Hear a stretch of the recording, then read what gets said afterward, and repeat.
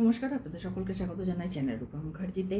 আজ আমরা কথা বলবো প্রাইমারি যে আপকামিং ইন্টারভিউ আছে সেই ইন্টারভিউতে কীরকম প্রশ্ন আসতে পারে তার একটি রূপরেখা আমরা এখানে আলোচনা করব। আর কিছু আমি গুরুত্বপূর্ণ প্রশ্ন এক জায়গায় করেছি কালেক্ট, তো সেরকম 30 থেকে 50টি প্রশ্ন আজ আমি এই ভিডিওতে আলোচনা করার আপনাদের সাথে চেষ্টা করছি। খুব ভালো হয় আপনারা যদি একটু নোট ডাউন করে নিন। আর আমি চেষ্টা করব যাতে টেলিগ্রাম চ্যানেলে এর একটি পিডিএফ আমি আপলোড করে দিতে পারি।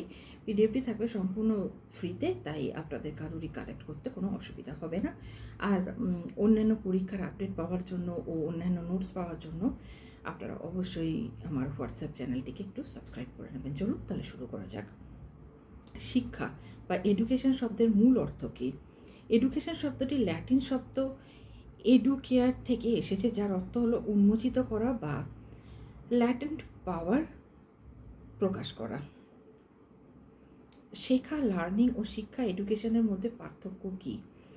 শেখা হলো ব্যক্তির অভিজ্ঞতার মাধ্যমে আচরণ পরিবর্তনের প্রক্রিয়া, আর শিক্ষা হলো পরিকল্পিতভাবে শেখার সুযোগ সৃষ্টি করা।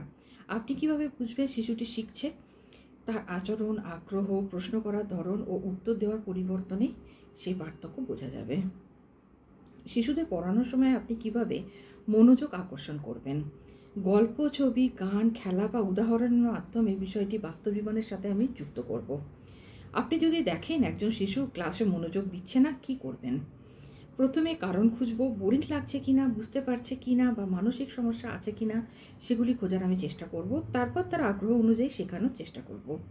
ইন্ডিভিজুয়াল ডিফারেন্স বলতে কী বোঝেন? প্রতিটি শিশুর শেখার গতি, আগ্রহ, বুদ্ধি ও মানসিক ক্ষমতা আলাদা। এই পার্থক্যকে ইন্ডিভিজুয়াল ডিফারেন্স বলে। শিশুর শেখার ক্ষেত্রে খেলার ভূমিকা কী? খেলার মাধ্যমে শিশুর কল্পনা শক্তি, সামাজিকতা ও সমস্যা সমাধানের ক্ষমতা বৃদ্ধি পায়, তাই প্লে ওয়ে মেথড খুব কার্যকর।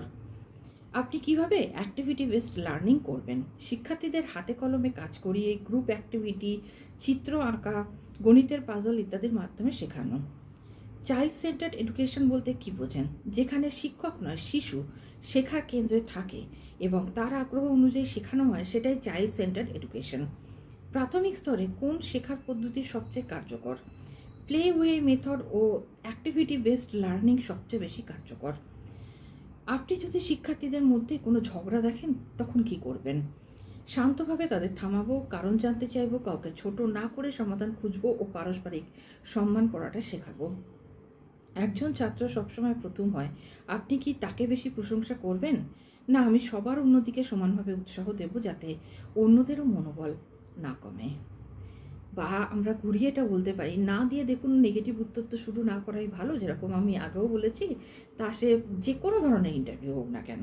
এক্ষেত্রে আমরা বলতে পারি যে যাতে অন্যদের মনোবল না কমে, তাই আমি যে ছাত্রটি প্রথম হয় শুধুমাত্র তাকে আমি প্রশংসিত করব না, সকলের উন্নতিকে সমানভাবে আমি উৎসাহ দেব। শিক্ষক আর পাঠ্যপুস্তকের মধ্যে কে বেশি গুরুত্বপূর্ণ? দুজনেই গুরুত্বপূর্ণ, কিন্তু শিক্ষক ছাড়া পাঠ্যপুস্তক প্রাণহীন হয়ে যায়। যদি কোনো শিশু আপনাকে ভুল উত্তর দেয়, আপনি কি করবেন? সরাসরি ভুল বলবো না, বরং সঠিক উত্তর বের করতে তাকে গাইড করব। ক্লাসে যদি বিদ্যুৎ না থাকে আপনি কিভাবে পড়াবেন? ব্ল্যাকবোর্ড, চিত্র, গল্প, গান, প্রশ্নোত্তরের মাধ্যমে পড়াবো, শিক্ষণ চালিয়ে যাব। নতুন শিক্ষানীতি NEP 2020 মূল লক্ষ্য কী? Skill development, flexibility in learning এবং 5+3+3+4 গঠন অনুযায়ী শিশুর সার্বিক বিকাশ। NCF ও NEP এর মধ্যে পার্থক্য বা সম্পর্ক কী? NCF national education curriculum framework হলো NEP এর বাস্তবায়নের ভিত্তি ও কাঠামো। আমি উত্তরটি আরেকবার বলে দিচ্ছি। NCF অর্থাৎ ন্যাশনাল কারিকুলাম ফ্রেমওয়ার্ক হলো NEP এর বাস্তবায়নের ভিত্তি ও কাঠামো।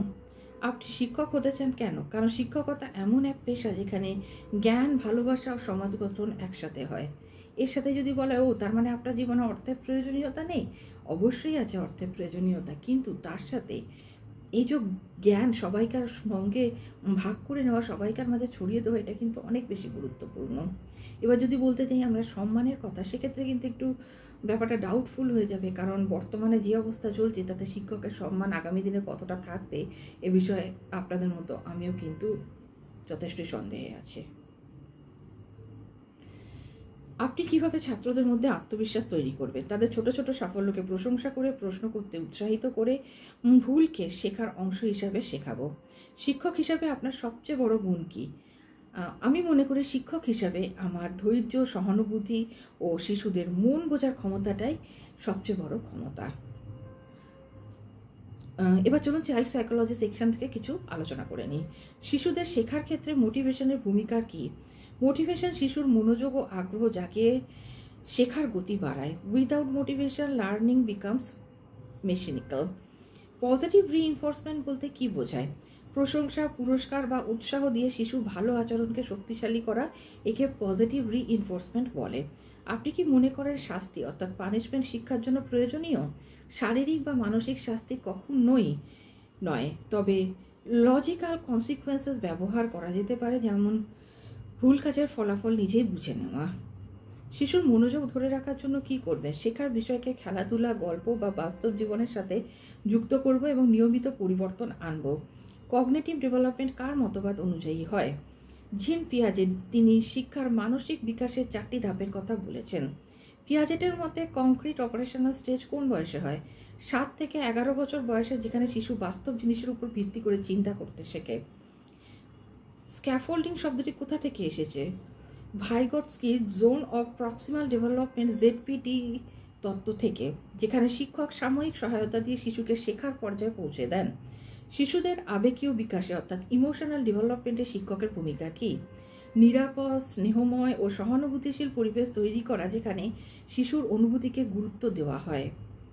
লার্নিং বাই ডুইং কার মতবাদ? জন ডিউই, যিনি অভিজ্ঞতার মাধ্যমে শেখাকে গুরুত্ব দেন। শিশুদের মধ্যে কল্পনা শক্তি বাড়াতে কি করবেন? গল্প লেখা, ছবি আঁকা, নাটক, গান, এসবের মাধ্যমে তাদের ক্রিয়েটিভ থিঙ্কিংকে বাড়ানোর চেষ্টা করব। এবার পেডাগজি ও টিচিং মেথড সেকশন থেকে কিছু প্রশ্ন।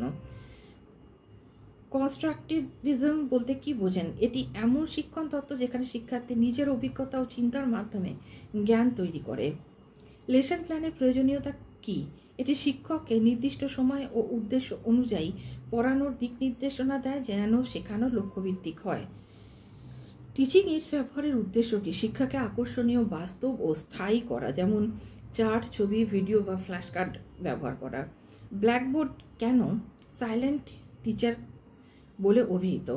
কারণ এটি শব্দ ছাড়াই স্পষ্টভাবে শিক্ষার বিষয় প্রকাশ করে এবং ভিজুয়াল ক্ল্যারিটি দেয়। আপনি কিভাবে মাল্টিগ্রেড ক্লাস সামলাবেন? গ্রুপে ভাগ করে শেখানো, সহজ বিষয় থেকে কঠিন বিষয়ের দিকে অগ্রসর করা ও পিয়ার লার্নিংয়ের সুযোগ দেওয়া। রেমেডিয়াল টিচিং কি? দুর্বল ছাত্রদের শেখার ঘাটতি পূরণ করার জন্য অতিরিক্ত সহায়তা প্রদান করা। আপনি কিভাবে ইনক্লুসিভ ক্লাসরুম পরিচালনা করবেন? শারীরিক বা মানসিক বিশেষ শিশুদের জন্য সহায়ক পরিবেশ, সহজ ভাষা ও ভিন্ন উপকরণ ব্যবহার করে। ব্লুমস ট্যাক্সোনমি অনুযায়ী শিক্ষার 3টি ক্ষেত্র কি?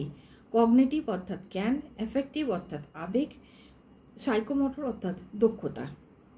আপনি ফর্মেটিভ ও সামেটিভ মূল্যায়নের মধ্যে পার্থক্য কিভাবে বোঝাবেন? ফর্মেটিভ হলো শেখা চলাকালীন মূল্যায়ন, আর সামেটিভ হলো শেখা শেষে সামগ্রিক মূল্যায়ন। প্রজেক্ট মেথডের মূল লক্ষ্য কি? শিক্ষার্থীরা বাস্তব জীবনের কাজের মাধ্যমে জ্ঞান অর্জন করে এবং দলগত সমস্যার সমাধান করে। এবার প্র্যাকটিক্যাল ও ট্রিকি ক্লাসরুম কিছু কোয়েশ্চেন আমরা আলোচনা করতে চলেছি। যদি কোনো শিশুর ক্লাসে কান্না শুরু করে, আপনি কি করবেন? প্রথমে শান্তভাবে কারণ জানতে চাইব, প্রয়োজন হলে আলাদা করে কথা বলবো এবং মানসিক নিরাপত্তা দেব। আপনি কিভাবে শিশুদের মধ্যে দলগত কাজ শেখাবেন? ছোট ছোট গ্রুপে খেলা বা অ্যাক্টিভিটি করিয়ে সবাইকে সমানভাবে দায়িত্ব দিয়ে। আপনি যদি দেখেন এক ছাত্র বারবার উত্তর না জানে, তাহলে আপনি কীভাবে রেসপন্ড করবেন? তাকে অন্যভাবে প্রশ্ন করব, সহপাঠীর মাধ্যমে বোঝাবো যেন তার আত্মবিশ্বাস না হারায়। ক্লাসে কম কথা বলা বা ইন্ট্রোভার্ট শিশুকে কীভাবে যুক্ত করবেন? তাকে ছোট দলে যুক্ত করে সহজ প্রশ্ন করব, প্রশংসা করতে অংশগ্রহণ তাকে উৎসাহিত করব। আপনি যদি দেখেন কিছু ছাত্র সবসময় পেছনে বেঞ্চে বসতে চায়, তাহলে কি করবেন? আসন বিন্যাস বদলাবো, তাদের সামনে বসিয়ে ক্লাসে যুক্ত করাবো যাতে তারা সক্রিয় হয়। এডুকেশনাল সাইকোলজি ও current pedagogy. Child is the father of man এর মানে কি? শিশুকালের অভিজ্ঞতা ও গুণই ভবিষ্যতের ব্যক্তিত্ব তৈরি করে। NEP 2020 A foundational literacy and numeracy কেন গুরুত্ব পেয়েছে? কারণ পড়া, লেখা, গণনা শেখার দক্ষতাই ভবিষ্যতে শিক্ষার ভিত্তি। টিএলএম অর্থাৎ টিচিং লার্নিং মেথডের ভালো দিক কী? এটি শিক্ষাকে আনন্দদায়ক করে, বিমূর্ত বিষয়কে বাস্তব করে তোলে। অ্যাক্টিভিটি বেসড লার্নিং এর অসুবিধা কী? সময় বেশি লাগে, শিক্ষককে ভালো পরিকল্পনা ও উপকরণের প্রয়োজন হয়। আপনি যদি হেড টিচার হন, সবচেয়ে আগে কী উন্নয়ন করবেন? স্কুল পরিবেশ, শৃঙ্খলা ও শিশুদের আনন্দময় শেখার পরিবেশ আমি তৈরি করব। আমরা আজকে বেশ কিছু প্রশ্ন উত্তর আলোচনা করলাম। তো এই বিষয়ে আপনাদের যদি কোনো প্রশ্ন থাকে অবশ্যই কমেন্টসের মাধ্যমে করতে পারেন। আর টেলিগ্রাম চ্যানেল জয়েন করে নেবেন পিডিএফ পাওয়ার জন্য। আর হোয়াটসঅ্যাপ চ্যানেলটি অবশ্যই জয়েন করে রাখবেন বিভিন্ন পড়াশোনাজনিত আপডেট পাওয়ার জন্য। দেখা হচ্ছে পরের ভিডিওতে। আপনাদের সকলকে অনেক আন্তরিক শুভেচ্ছা রইল, যাতে আপনারা আপনাদের লক্ষ্যে পৌঁছতে সক্ষম হন। ধন্যবাদ, নমস্কার।